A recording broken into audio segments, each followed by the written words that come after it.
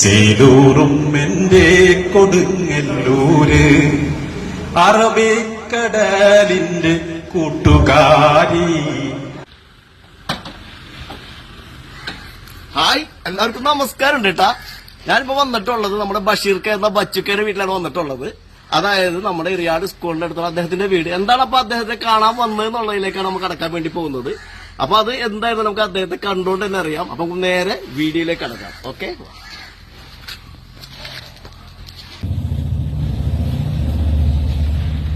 Hi ബച്ചുക്ക.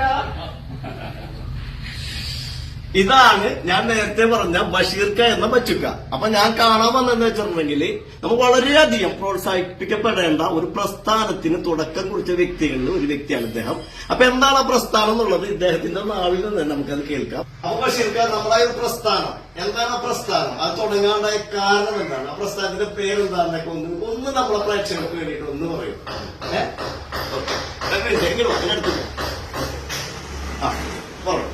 ഇത് ശരിക്ക് കുറെ വർഷങ്ങളായി മനസ്സിൽ കൊണ്ടെടുക്കുന്നൊരു സംഭവമാണ്. ഇത് ഒരു മ്യൂസിക് സെന്റർ നമ്മൾ എറിയാട് ഭാഗങ്ങളിൽ വേണമെന്നുണ്ട്.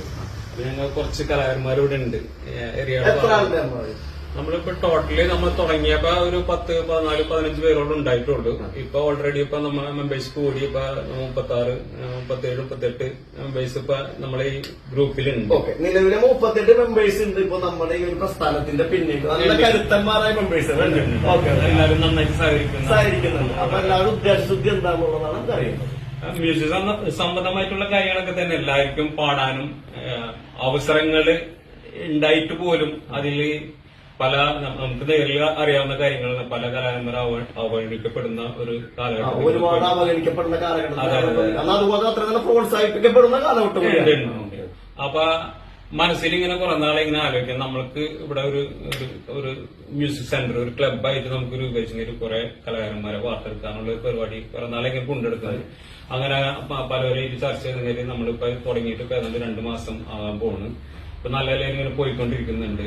ഇപ്പൊ അബ്ദുള്ള റോട്ടിലാണ് ഈ സ്ഥാപനം നടക്കുന്നത്. നമ്മുടെ ക്ലബ്ബ് അർബൻ മ്യൂസിക് സെന്റർ എന്നാണ് ഇതിന് പേരിട്ടേക്കുന്നത്. അർബൻ മ്യൂസിക് സെന്റർ അബ്ദുള്ള റോട്ടിലാണ് നമ്മൾ ഈ ക്ലബ്ബ് ഉള്ളത്.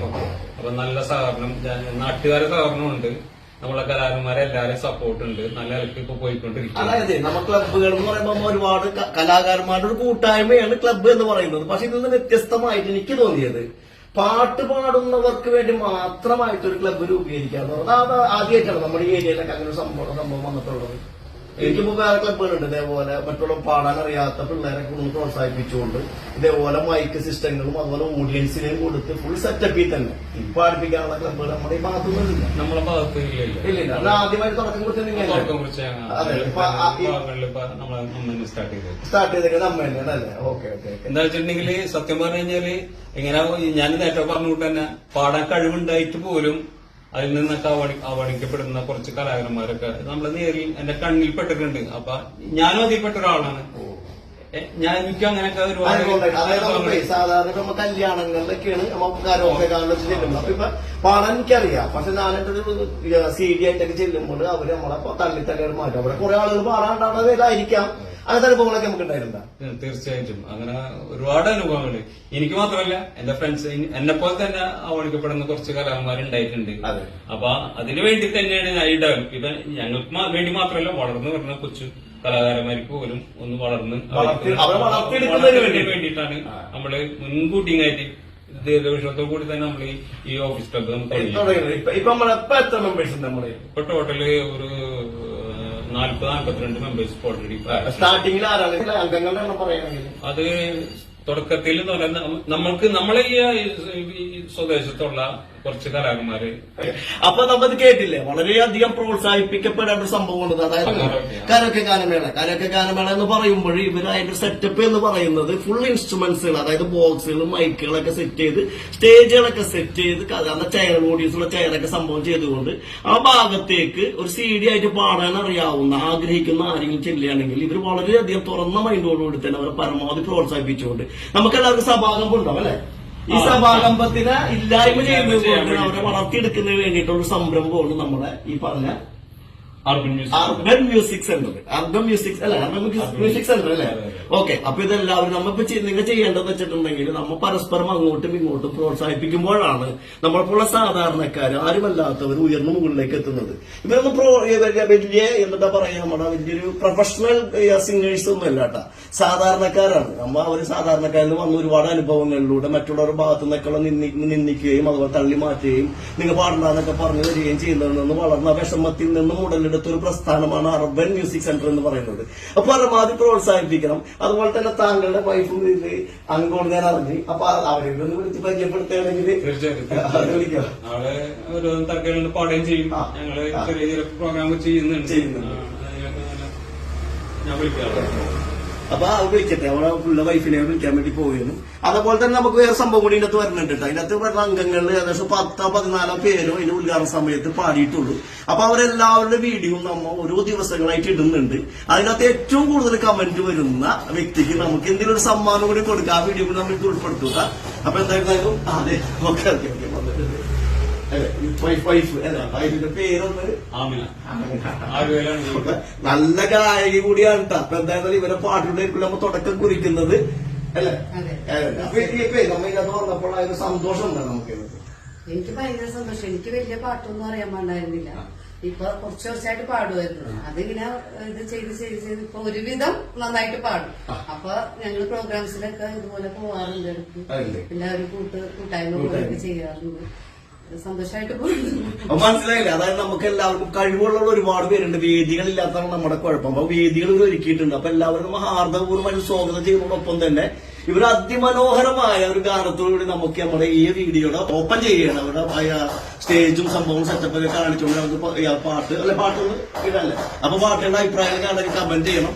പിന്നെ എപ്പോഴും പറയാനുള്ള പോലെ തന്നെ ഇഷ്ടപ്പെട്ട ലൈക്ക് ചെയ്യണം കേട്ടാ. ഓക്കെ. അപ്പൊ പരിപാടിയിൽ സഹകരിച്ചതിന് ഒരുപാട് താങ്ക്സ്. അപ്പൊ വേറെ കാര്യം കൂടി ഇട്ടാ, ഇതിൽ 15 അംഗങ്ങളാണ് പാടിയിട്ടുള്ളത്. ഈ 15 അംഗങ്ങളെ നമ്മൾ മീറ്റ് ചെയ്യും. അവിടെ ഓരോ ദിവസവും അവരുടെ ഓരോ വീഡിയോ നമ്മൾ ഇടുന്നുണ്ട്. അപ്പൊ എന്തെന്നായിരുന്നാലും നിങ്ങളുടെ അഭിപ്രായം എന്തായിക്കോട്ടെ അതൊന്ന് കമന്റ് ചെയ്യണം. കാരണം പ്രോത്സാഹിപ്പിക്കണം. നമുക്ക് എല്ലാവർക്കും ഇതേപോലെ ആരെങ്കിലും ഒക്കെ ഉണ്ടെങ്കിൽ വിളിച്ചോ, ഞങ്ങൾ വരാം. നമുക്ക് അവരൊക്കെ പ്രോത്സാഹിപ്പിക്കാം. ഇവിടെ എവിടം വരെ എത്തിക്കാൻ പറ്റും അവിടം വരെ നമുക്ക് എത്തിക്കാം. ഓക്കെ.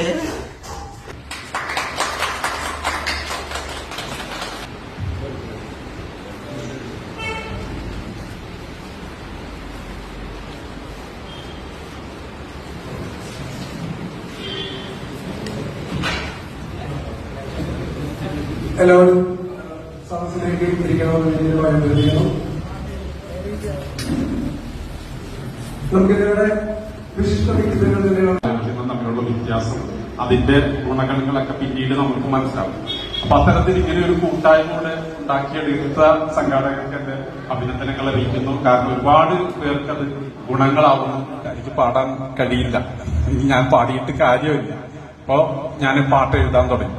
അങ്ങനെ ഇപ്പൊ ഞാൻ ഏതാണ്ട് 24 പാട്ടുകൾ എഴുതിയിട്ടുണ്ടായിരുന്നു.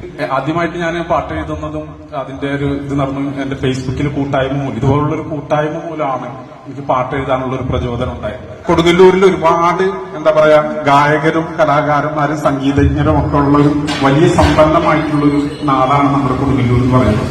ആ കൊടുങ്ങല്ലൂരിനെ കുറിച്ചൊരു ഗാനം എഴുതിയിട്ടുണ്ടോ എന്ന് ചോദിച്ചാൽ സത്യത്തിൽ നമുക്ക് ഉണ്ടായിട്ടുണ്ടായിരുന്നു. പക്ഷെ 7 വർഷം മുമ്പ് ഞാൻ അങ്ങനെ ഒരു ഗാനം എഴുതി കൊടുങ്ങല്ലൂരിന് വേണ്ടി, എന്റെ നാടിന് വേണ്ടി ഞാനൊരു പാട്ട് എഴുതി.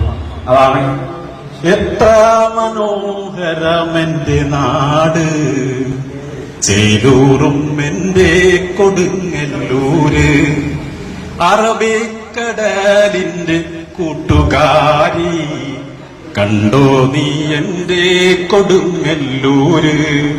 കേരള നാടിൻ തുറമുഖമായി ചരിത്രം രചിച്ചതാണ് എന്റെ നാട്. കാലം തെളിയിച്ച മണ്ണിൻ മഹാത്മക്കൾ വന്നു പിറന്നതാണ് എന്റെ നാട്.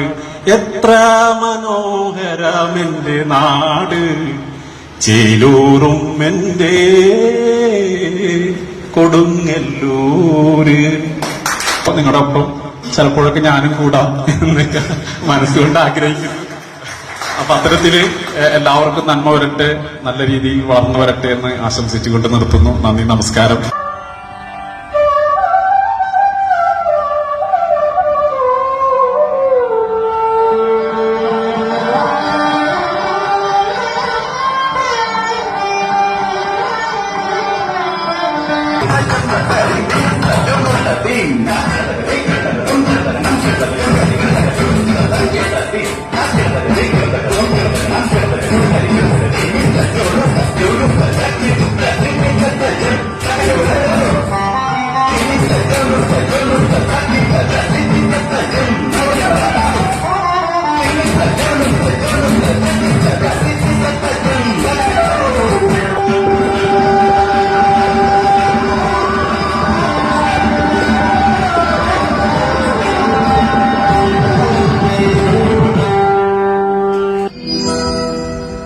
കസ്തൂരി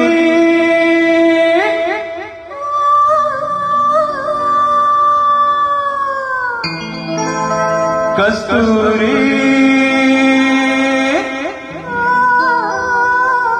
കയ്യടിച്ച